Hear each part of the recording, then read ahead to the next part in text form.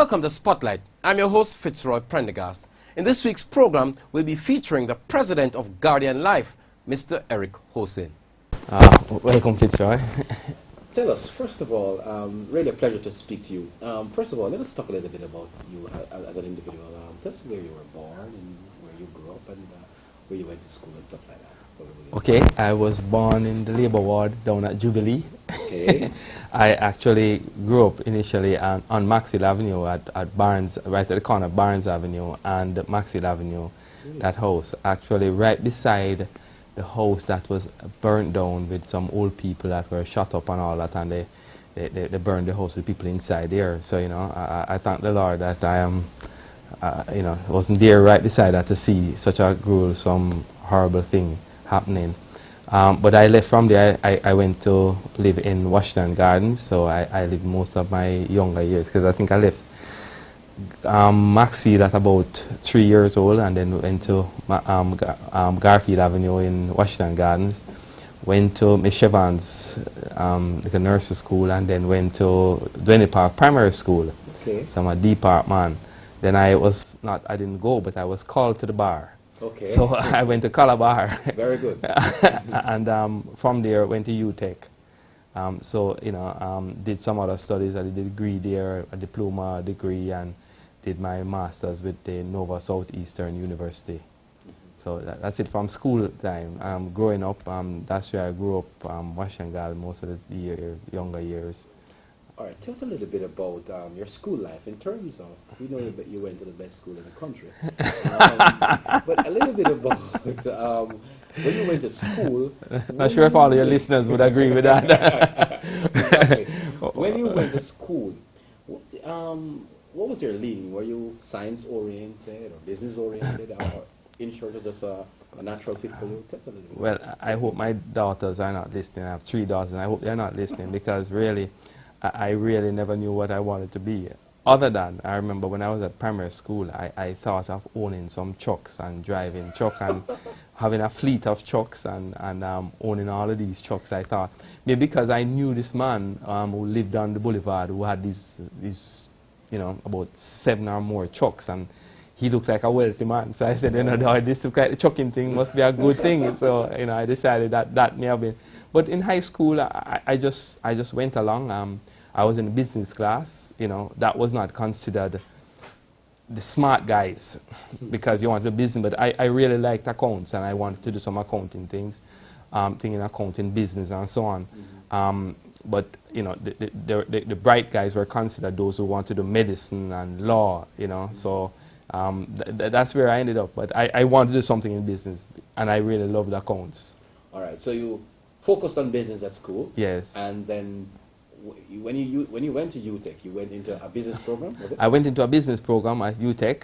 I don't know if I should tell you all of this, but really, I at that time, there was a choice between marketing and accounts. Right.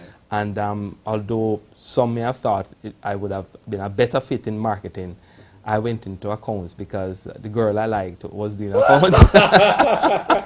The girl I like, in fact, it worked out for me, because, you know, we have been married now for this year, will be 28 years. So, you know, it worked. Follow your eyes. Follow your eyes. Can't tell a lot of people that though, but, you know, but I thought the Lord wanted it that way too, because I think the knowledge I gained from doing accounts, more accounts then, and then going back to the marketing, because I went and did a thing with the Institute of Marketing from England, and my leaning from there on was really in marketing and not necessarily in accounts. She did ACC and became, chartered accountant at a young age, but I didn't go along that path. Exactly. So you went into the insurance business. Tell us how you got your first. Well, I worked with an audit firm, Deloitte Touche. At the time, it was called Touche Ross Thorburn and Company, now Deloitte, and decided to go into the insurance business. Saw a job opening at the Mutual Life at the time, and while at Mutual Life, I wanted to go into sales. Sorry, I wanted to go into the marketing department, because I was doing marketing. But they said I could not get into marketing unless I had some sales experience. So I said, well, if that's what they want, that's what they want. So I went into the field and became an agent and sold. And I enjoyed the time there. It was a tremendously fantastic time. Not only in terms of earnings, but in terms of just that freedom of just moving around, you know, having your own thing, doing your own thing. And then opportunity came in,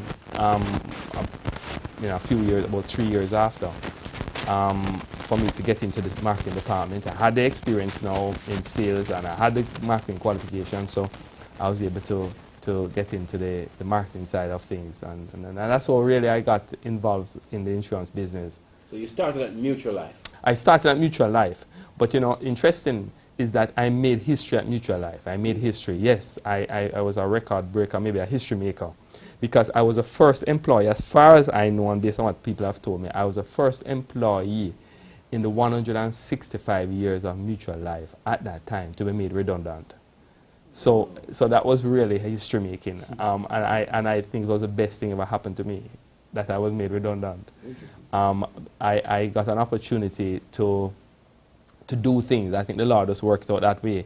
I got an opportunity to work with Jampro, which was an unbelievable experience, and one I could never pay for.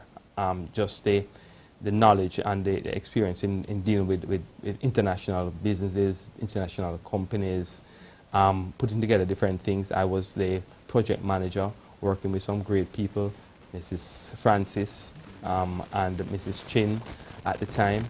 I was in charge of the G15 trade exhibition, which to date, as far as I know, is the largest trade exhibition ever up to that time, and as none has ever rivaled it since in the entire English-speaking Caribbean, where we had over 21 countries being coordinated and having an exhibition down in Montego Bay. It was just unbelievable. Separate from just being responsible for the offices overseas, Jampro offices overseas, and in charge of all incoming and outgoing trade missions. I mean, the experience to going to the different countries, you know, trying to promote Jamaica, trying to get business. I mean, I spent 3 years, and I thought those were 3 fantastic years also. And then when Mutual Life was being sold to Guardian, I was asked by, you know, the then team that came down from Trinidad, which included the President of Gardian Life, the former President of Gardian Life, Earl Moore, to come and join the team, to be in charge of the sales force and in charge of sales and marketing and so on. So that's how I, you know, and then when Earl retired, I was asked to lead the team here, and so I've been leading the team here now for the past almost 4 years. Excellent synopsis in terms of your career. It's interesting to me that you had such a good sales background at Mutual Life, because that must form the basis of why you would be able to do a fabulous job at the helm here at Guardian. Because I don't know. You use those words, not me. Fabulous. But isn't it really good to have such a sales experience in the field? Not only in terms of just working here. I think in my personal life, even in terms of my church life and so on, the Lord has used that sales experience to help me to do more. And in terms of planning and coordinating events, and so I must really put it down to the knowledge I learned when I was in ISCF in school and in UCCF, where I had to be planning events, planning concerts. I used to be the manager for this group named Birthright Gospel Band, and the experience I got in planning events, planning crusades, street meetings, concerts, plays, and so which we used to take around the island, really has helped me as an individual to grow and develop, and in my business life, because it has helped me in terms of planning events, coordinating events, and so on. That was the foundation that has helped me a lot in my business. You seem to have a very busy church life. We're going to go to that short, but I wanted to touch on a few things here. Having come into Guardian Life, what was the culture shock for you? No culture shock. One of the things I must say is that it wasn't difficult. I think Mr. Lockjack and the people to whom I report in Trinidad are not caught up in country, but caught up in business. Currently, they set targets. We agree on targets that they set. Because it's something that they ask you to submit what you think we can do, and we agree and decide on as a group what we need to do as a group, and we go after it.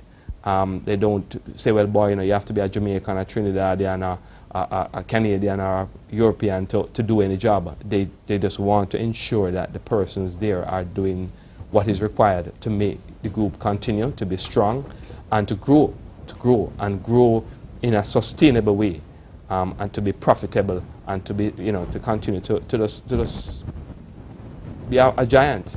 We are the largest insurance group in the Caribbean. We are the largest by far. There's none other larger than us in terms of the Guardian Group. We are the largest in the Caribbean. I was just about to go to that, and I wanted to break down Guardian Life for the viewers in terms of the branches in Jamaica, the network in Jamaica, and the appendages is across the Caribbean, so we can understand the magnitude of what we discussed. All right, Guardian is the group, you know, our chairman, Mr. Arthur Jack, and our group CEO, Mr. Jeff Mack, and my boss in Trinidad is in charge of the life insurance side, Ravi Tiwari.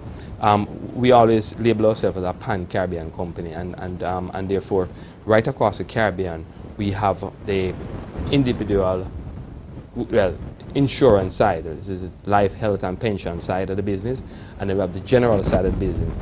On the life, health, and pension side, we have Guardian Life of the Caribbean Limited in Trinidad, and we have Guardian Life here in Jamaica. We also have a company in Curacao and Aruba named Fathom, Dutch Caribbean, and in across the group we have Guardian General. Guardian General is very big, very strong, and the general insurance business is also done in Curacao, Aruba, and the Dutch Caribbean countries on the Fathom. So Fathom does both life, health and pension, as well as they do general insurance business. In Jamaica, we have our general insurance company, which is called West Indies Alliance, and the news is out, and, you know, everybody knows that we recently, as a group, acquired Globe Insurance Company. With Globe and AA together combined, we are the largest general insurance company in Jamaica. And across the Caribbean, we are the largest general insurance company in the Caribbean. And as a group of companies, we have an asset management company in Trinidad named Garden Asset Management, GAM. And as a group, we are, the largest insurance group in the Caribbean. I must ask you to elaborate a little bit for me about the acquisition between Globe and West Indies Alliance insurance. Just what you can tell me. Is there a thinking, the reason why you thought it was a great acquisition, so to speak? Well, Jeff Mack has made it very clear, and Karen Borsing, who is the president of West Indies Alliance, and now responsible for both West Indies Alliance and Globe, they have already stated that they saw it as a natural fit, and the makeup of the portfolios were similar, and they saw an opportunity that a company that they could acquire that will help to grow not only our top line but also our bottom line, and therefore they thought it was a great acquisition.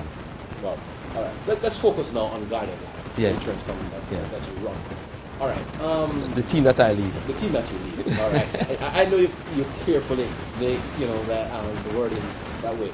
The team you lead here, very highly motivated. Tell us, what is it that you focus on in terms of deliveries to your consumers? Well, I think what we want first is to ensure that we have a strong company. The key to an insurance company is to deliver on promises. Remember, unlike rice or sugar, the person doesn't get something in their hand where they go home and consume. It's not a consumable product.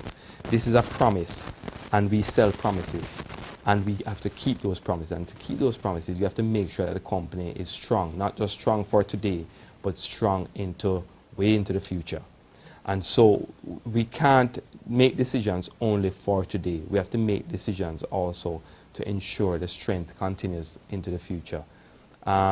We therefore want to have sustainable profit, because the company has to grow and be strong to ensure that when you buy a policy today and it makes a commitment, 40 years down the line, if you become ill or if you pass on to the other side, or you get at a certain age where you need some income to assist you, that what we promise is there, and we have stuck to that promises. You know, every year hundreds of millions of dollars are paid out in claim, and we have been keeping that promise.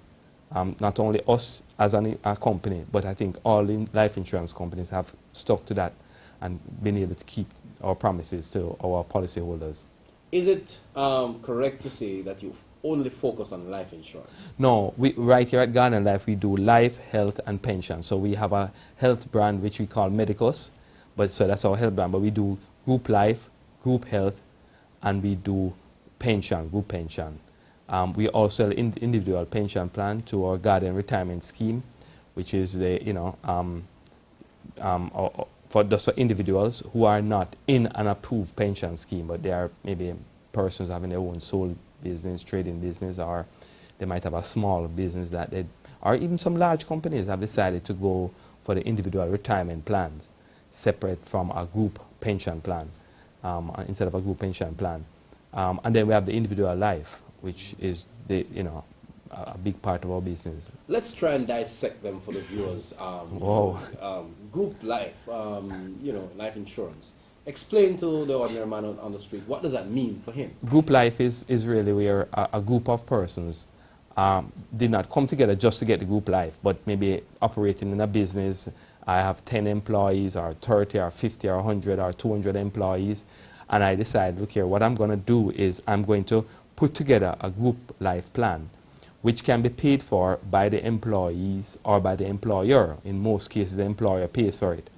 And what that does is that in the event the person dies while working with me, I am able to provide an income, but provide some monies to the beneficiaries, which will help with burial as well as help with the continuing living costs as best as possible. And certainly there are limits to that, but companies try to do something, and that has really benefited a lot of people as a group. The group life normally is a small premium, smaller in cost than an individual plan, but it certainly is something that employers have taken on to say, well, because in the event of death, sometimes you'll find family members, everybody is coming to ask you to bury and ask you to what are you going to do to help us out now with, because this was our breadwinner, what will you do? So the group life has come in pretty handy in assisting in that. Am I correct in saying, Eric, that the flagship of your company is Medicus? I wouldn't say that. It's an important part, but certainly not necessarily the flagship, because we have individual life, which people might, different people think different things about the business, because maybe more the one that they deal with most. But individual life, group pension, we have a significant pension portfolio. We have a significant health portfolio, and we have a significant individual life insurance portfolio. So all of them are really important in their own way.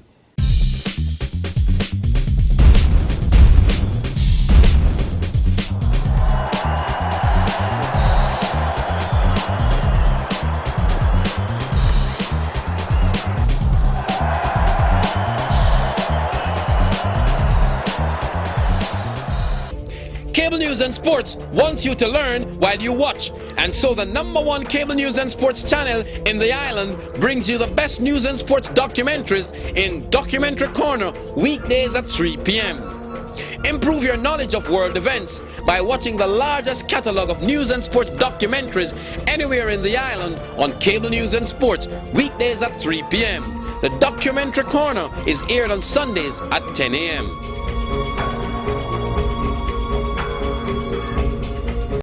Are you having a wedding, a funeral, a graduation, or just about any other function? Then let InFocus Productions provide you with professional video and photographic services from anywhere in the island at the best possible price. InFocus Productions also offer PA system and projector screen rentals. Call us at 949-5326, 949-4331, or 276-7825. So for all your video and photographic services, plus PA system and projector screen rentals, it's InFocus Productions, where your function is in our focus. Join Cable News and Sports on Mondays at 6:20 p.m. for UN in Action. UN in Action gives you a glimpse at some of the work of the United Nations as they seek to reduce poverty and foster development in developing countries across the globe. UN in Action every Monday at 6:20 p.m. on your News and Sports Authority, Cable News and Sports. Every Mondays at 6:05 p.m., Cable News and Sports brings you Inside the World Bank.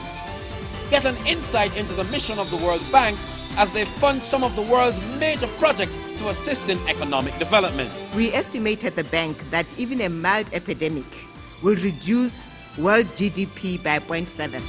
Inside the World Bank, Mondays at 6:05 p.m. on your News and Sports Authority, Cable News and Sports.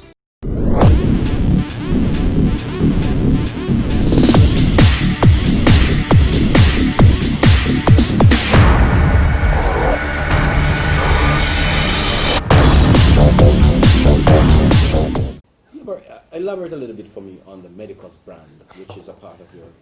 Okay, Medicos came into being about 8 years ago, 9 years ago. And what we have focused on is bringing to the market a higher level of customer service and the use of technology. That has really benefited us a lot.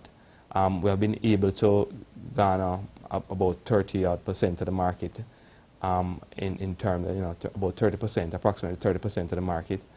And our aim is to continue to push. There are only 2 health insurance providers now in the market, and we are trying to ensure that we remain profitable, remain strong, because without that, a monopoly can become a very dangerous thing for any country without a monopoly in a health insurance business. So we are trying to provide quality service and use technology to help us to deliver it in a more efficient and effective manner. Right, and the last one we want to discuss a little bit is the pension plan. Pension because plan. I don't think Jamaicans on a whole probably look to pension as it should. It's a very important part of if you're in your working life. How's that going? All right, unfortunately, you are correct. That there are a lot of people who don't understand pension and the need for pension. The reality is, and I'll make it as simple and as quickly as possible. If you were to consider that today you are employed in this company and tomorrow you retire, your pension, the income you used to earn today, is going to be totally gone, and all that you depend on as an income is your pension. Now you might say, well, maybe it will be enough. That's a good question. What about your expenses? As you get older, the day after you retire, you will find that your expenses for medicals may go up. The fact that you're at home means that, and most of us will know that on weekends we eat more than during the week because we have time to eat more. We will be watching television more. We will be drinking more water at home. We're using more water, electricity, everything more at home. And then after 2 weeks of doing that, you get bored. So you need to go out on the road and travel around. So you start run up expenses in traveling that you never used to have before because you'd been at work. And then you'll be wearing your own clothes because you're not maybe getting the company's uniform like before. So you are now wear and tear on your own clothes that you have to replace after a while. Everything in the house is being used more, so the deterioration is taking place more there. So some people will tell you, with your food bill going up at home more, your electricity, your water, your transportation costs going up more, that you need more money than when you were working to maintain yourself. Mm-hmm. But a lot of people don't realize that. And it is becoming a sad situation when, as persons retire. Because, you know, as we celebrate our 50th last year, at the start of the 50th, the fact is that it means that a lot of Jamaicans took over jobs from expatriates and so on around that time and for the next couple of years. It means that more people will be retiring because now you are about 68, 70, and you're retiring 65 or 60.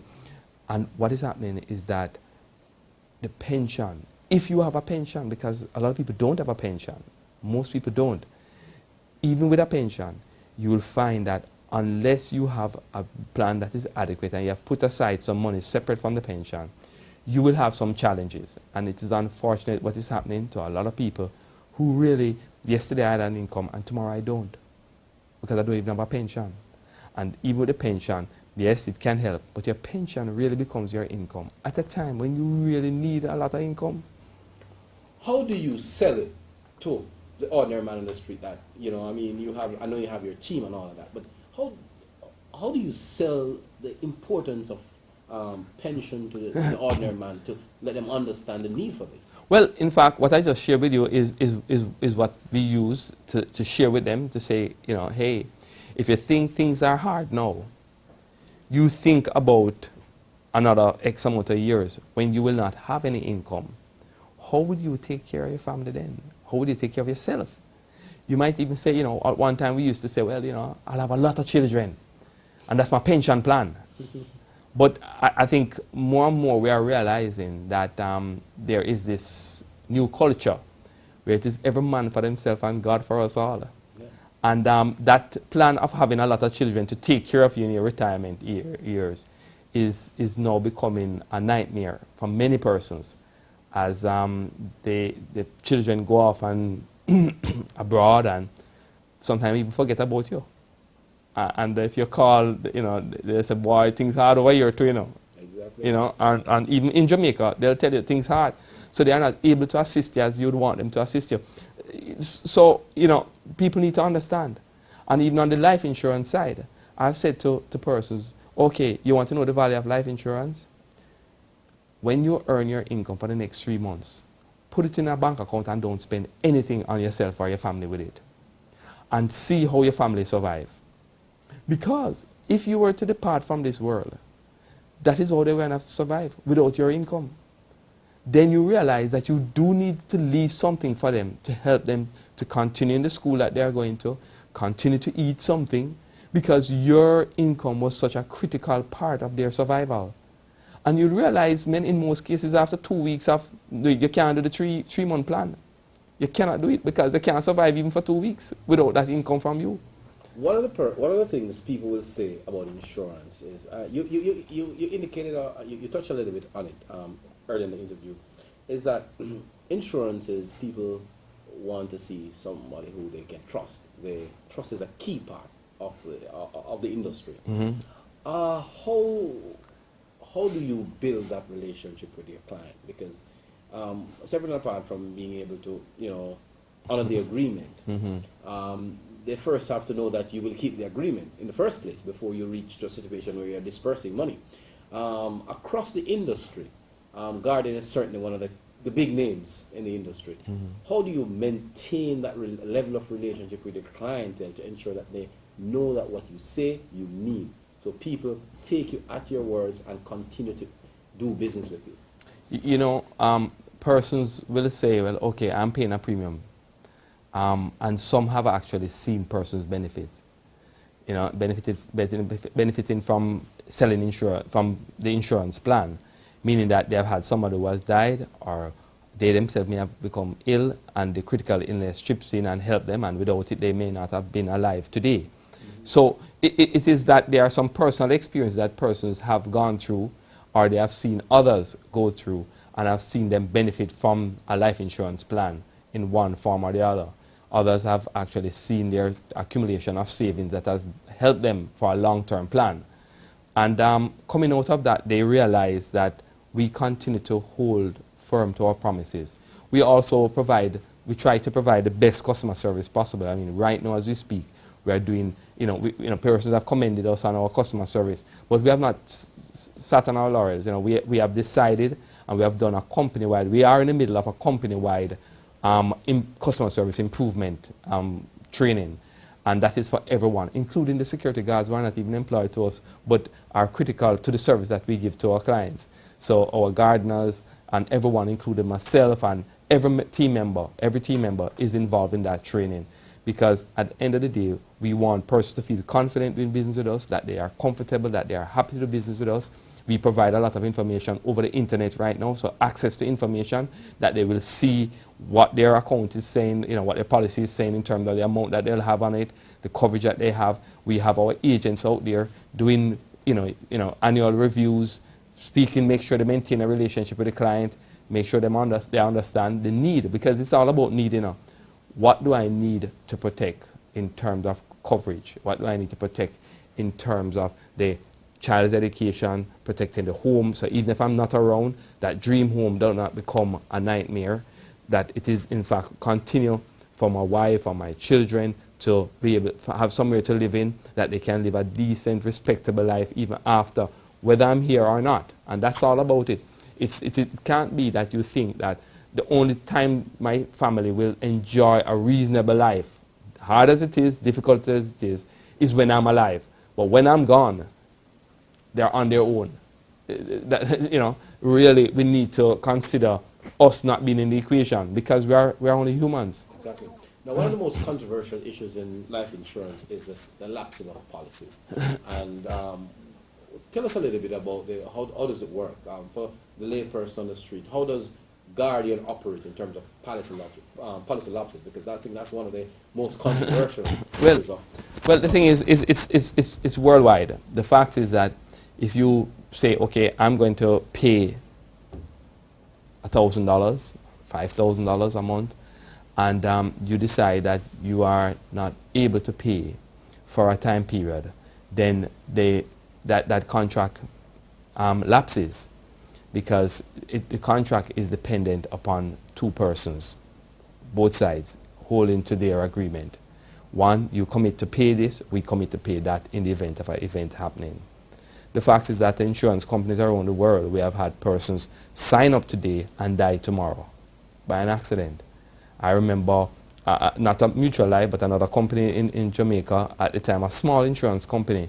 They had a situation where the agent actually sold somebody in Spanish Town, filled out all the forms, everything, signed, paid their money.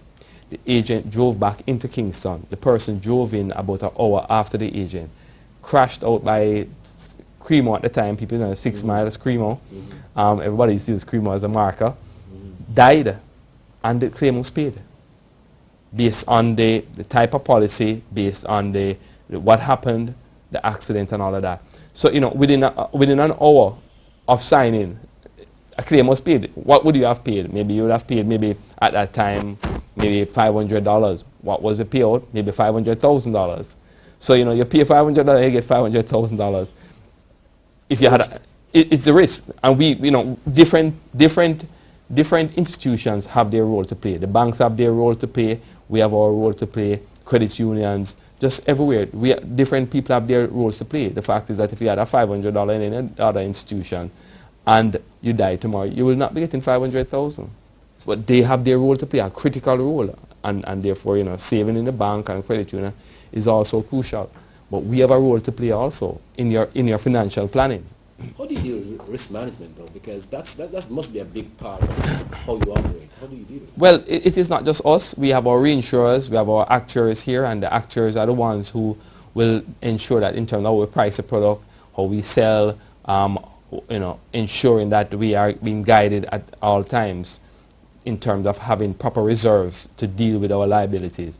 So it's a scientific game in terms of calculations, ensuring that things go according to what is best, and based on risk, based on historical data of X amount of persons, how many persons are expected to die and when they are expected to die, and ensuring that there's enough funds to deal with it. So it involves a lot of mathematical calculations, looking at demographics, all of that, to ensure that you are being properly covered and that you are able to pay out all your claims as necessary. I mean, we pride ourselves in the fact that as a company we continue to be strong, we continue to be profitable, we don't borrow, and thank the Lord we don't have loans and all of that, because we have been able to continue to be very strong, having strong reserve put aside to keep our promises. That's you preempted me on that, because I wanted to find out from you in terms of Guardian survived the meltdown of the 1990s. That's very important, because let me just correct it here. It's not that we survived the meltdown. In fact, out of the meltdown, an interesting story is that Gardian Life in Trinidad was actually owned by Mutual Life. And when they nationalized the company, Mutual sold it to individuals in Trinidad. When Mutual had their difficulties in the 90s, along with Dial and Crown Eagle, Horizon Life, when they had their challenges, we were able to come to Jamaica and actually like the child assisting the parent. Yeah. You know, just like what we spoke about earlier about, you know, some children go abroad and they forget about you. In fact, the child actually came back and assisted the parent. And it is out of those companies that Gardian Life in Jamaica was formed. Right.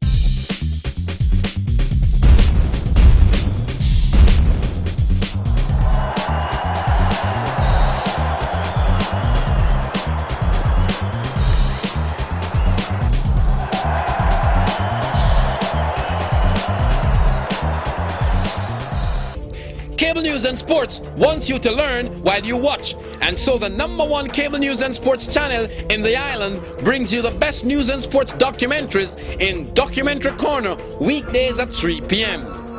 Improve your knowledge of world events by watching the largest catalog of news and sports documentaries anywhere in the island on Cable News and Sports, weekdays at 3 p.m. The Documentary Corner is aired on Sundays at 10 a.m.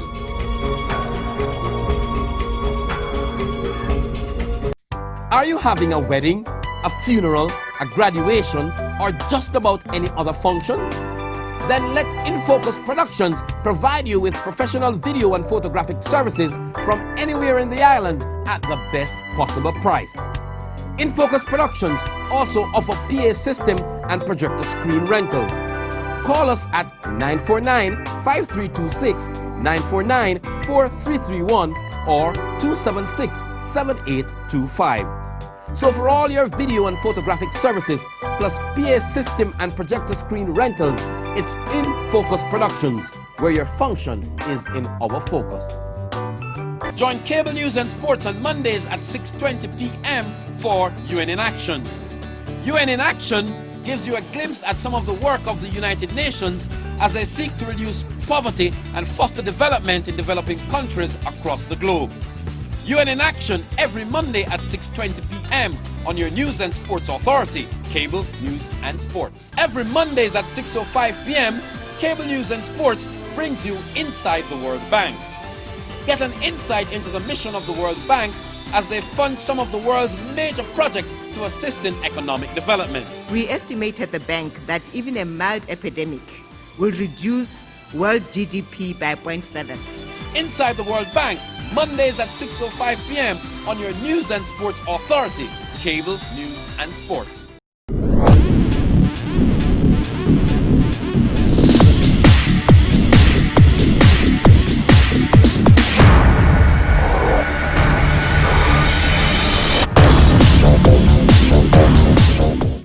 Eric, tell us a little bit about how competitive is the insurance industry. All right. It's very competitive, very, very competitive. We have several players in the market now, including banks, large banks having insurance companies as subsidiaries. So but that's good. It's good. The competition is good. It's good for the consumer. We try to do our part, and we continue to, you know, make service and our really flagship thing, as well as to ensure profitability, showing our strength, providing good service, good quality products. So it's very competitive. What is your greatest challenge as the man in charge at Gardian Life Limited? Greatest challenge. Wow. Greatest challenge is ensuring that we increase our income and keep our expenses down. Simple as it sounds, but that's really the greatest challenge. And, you know, with the debt exchange and reduction in our interest income and a debt exchange that we fully supported as a company. In fact, we supported both the debt exchange and a private debt exchange. We supported them because the alternative would be a disaster to everyone, not only us as a company, but the entire business sector, the entire country would have been a disaster. So we fully support it. We are fully supportive of the team now that is going to be doing some monitoring of the program. And so it is becoming more and more challenging to increase income and keep our expenses down, maintain profitability, you know, deliver on the services and so on. And that's why we have invested even more. We have won best customer service in the island from the Customer Service Association in the past. We continue to improve on that because, you know, we're not at 100%. And that's why we're doing the customer service training right across the company for everyone to be in sync, agents, admin staff, everyone, you know, in the field, in the offices. How much did the debt exchange cost Guardian? Well, well, the debt exchange has really cost us in terms of income, hundreds of millions of dollars. Let's say that. Hundreds of millions of dollars. Right. Certainly, it has made a major impact upon us, you know, but we have taken some steps to try and reduce the impact. We have made adjustments, and it's a collective approach. You know, ourselves and the staff know that certain things that we would do, we don't do it internally in terms of, you know, things that we would, but we are all hands on heart together. We're working as a team, and that's so important. That really is what makes Guardian strong. The team not only here, but the team right across the group. We work as a team, and we make sacrifices as a team, and we really strive for that team approach. We talk about a Guardian family. We always speak about family here. So that's very important. We not only leave our doors open, but we really do practice as much as we can open door policy at all levels.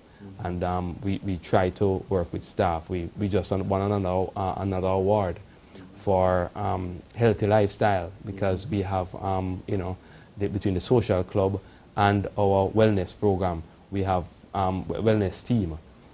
We have put together several things to help to improve the health and wellness of our staff members. We just, you know, completed a hike just recently. We have what we call mini Olympics. We have various competitions. We have a football field, and, you know, we have boot camp. We have a gym. We have tennis court, netball, volleyball. You know, the team, you know, the staff members are very involved, and, you know, yes, they exercise. We have different aerobics class. We have a dance class, aerobics class, you know, various things to help. We have Wednesdays where we, you know, people will walk the stairs instead of taking an elevator. They try to use the stairs more. Just various things to help us along, you know, various events as a company to help improve the health of our staff. So, you know, we were awarded that. You know, wow, we're trying, and really it's not a teamwork. Now, I want to touch on the economy, because you operate in an economy that is struggling. And in a Jamaican context, we know how difficult the economy is. How does the impact on your business when you know that, you know, people are having to watch every dollar that they spend and that sort of thing? How critical it makes you be? Well, we have to we are conscious of the challenges in our economy. We feel it. I mean, light bill, you know, electricity goes up, or water, or the cost of anything going up. We are consumers also, as employees and as a company, as well as our consumers out there. We know the challenges. We know that, you know, you might have wage freezes and you know, wage restraint, or but what we try to do is to work with our clients to say, hey, all right, things are difficult, but what you want to do is to ensure that in the event that you are not around, that the family is protected. Because if it is difficult with you being around, can you imagine what it would be when you are not around? Yes. And what is it that you can afford? Because you might not be able to cover yourself properly, what you need, but is what also you can afford. And sometimes persons, well, I know I can afford nothing. I can afford nothing. But then we'll sit down and work through the program with them and show them how they would benefit, how the family would benefit in the event.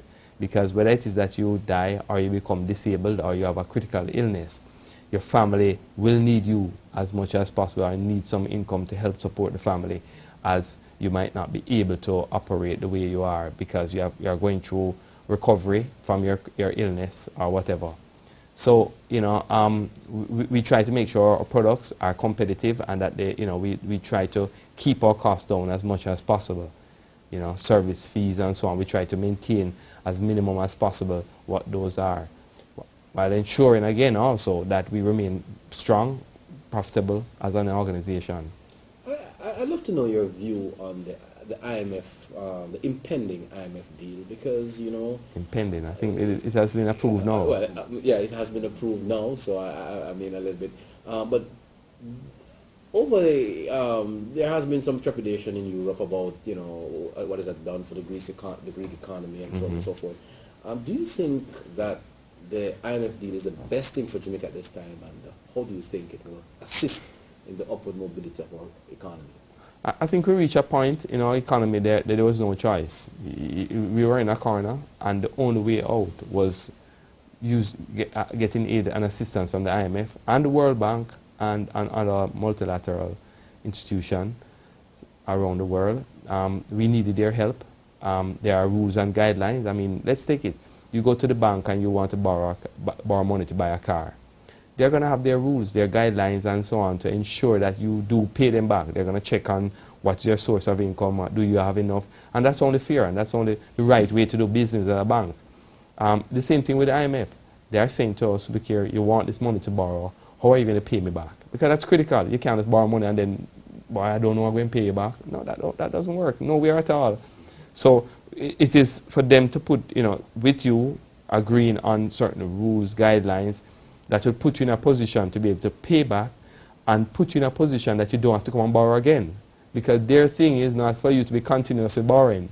Their thing is to try to help you along with the World Bank and other institutions to help you to grow the economy. But they can show you, they can encourage you, but at the end of the day, it is us as Jamaicans who have to put hands and heart together to make this thing work. And that's why we have the monitoring committee that in fact will help to ensure that the government is sticking to what was agreed. Because remember, everyone is making a sacrifice. The workers, institutions, we're taking reduction in interest rates, reduction in our income, because we realized that there was no alternative. And the alternative was a haircut.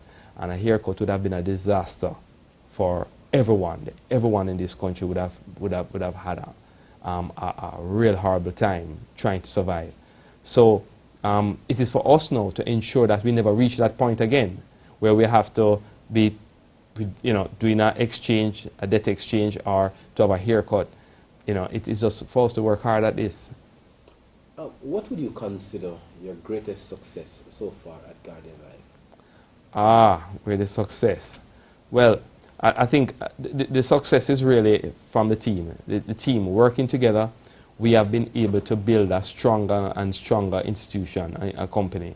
We have been growing in strength, we have been growing in terms of profitability, trying to make sure that we build a solid foundation as a company. And I think that has come from the team, all the teamwork, team members really putting hands and heart together and pulling together.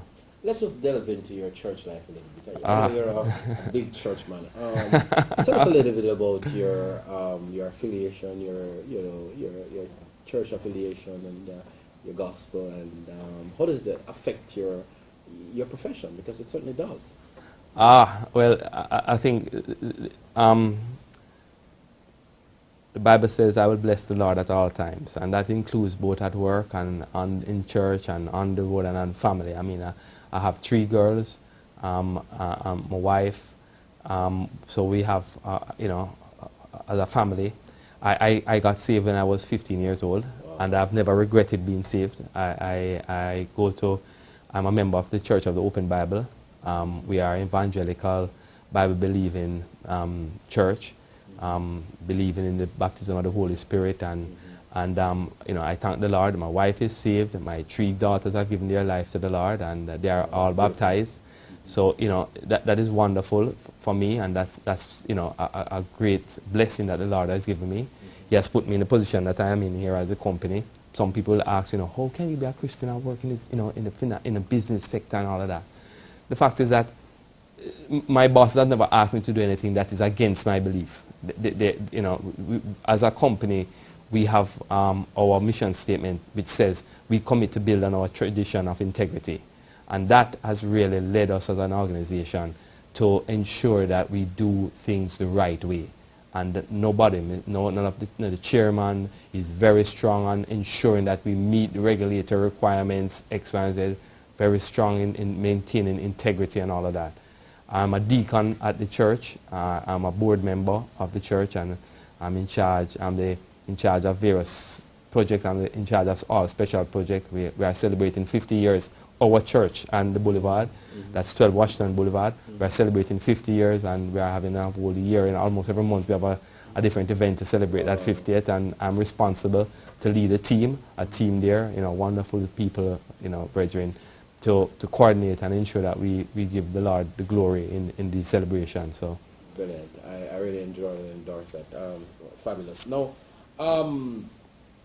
what do you do in your spare time? Because you see, having to do all of this spare work, time. You run, you're at the helm of a very successful company. You have a family life to balance as well. And you know, we've done this interview so many times, and one of the stickiest questions for some of the persons you know, we're talking to is to balance between family life and business. How do you do that, Eric? Okay, well, between family life, business, and church, because I am very involved at church, and I have to be very involved also my daughter's life, all of them, you know, all three of them, and my wife, and just she and I working together to ensure that we keep the family together and we continue to serve the Lord together. That is so critical. So I really have a busy life. But, you know, I find that the more I give to the Lord is the more time he gives me. And I don't have a lot of time to say, go and do this and go and do that in recreational time. I love gardening, and I love to cook. I love to cook. So I love to in my garden, and I love cooking. I really enjoy cooking. It is my joy. You know, one of the things I say to persons that, look here, Mrs. Gloria Knight, who was president of Mutual Life, she said something to me. She was speaking to her son, and she called me. I was giving her a document, and she said, come here, Eric, come and sit down. And she sat the two of us down. I said, I was talking to my son about something I want you to hear, because you're a young man, you need to hear this. And she said to me, and I've never forgotten it, she says, look here, hard work will not kill you if you love what you're doing. But if you don't like what you're doing, any little work will give you blood pressure and heart problems. And I keep looking at that, and I've always remembered that, what that lady said to me. Hard work will not kill you if you love what you're doing, because you enjoy it. And I remember hearing years after that Michael Jordan laughing and just crying after he won the first NBA title, and saying, he cannot believe somebody paid me to do this, because it's not work to me. This is fun. This is what I enjoy. I'm just playing around. But if you hear Scottie Pippen interview, like a few days after, he says, this guy is a madman. Because right after the NBA, winning the NBA title, he calls him and says, let's go on vacation. And they go on vacation for like 3-4 weeks. And then right after that, he's back in the gym. He's calling Scottie and saying, no, it's time. We're ready. We have to go and work. And they would work in the gym like 8 hours a day. They would be playing basketball like a job. And so he takes it, but he enjoys it. And I'm saying to persons, if you love what you're doing, don't worry. Work can't be too hard if you really enjoy it. Are you a sports fan? Boy, my wife will tell you, once it's a ball, I love it.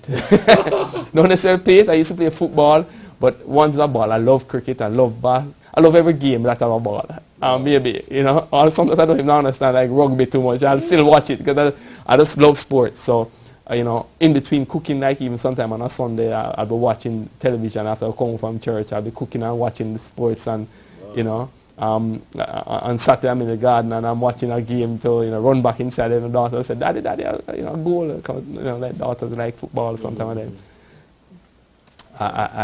there's so much to do, much to do. Final question, Eric. At the helm of this company, you have to have an eye for the future.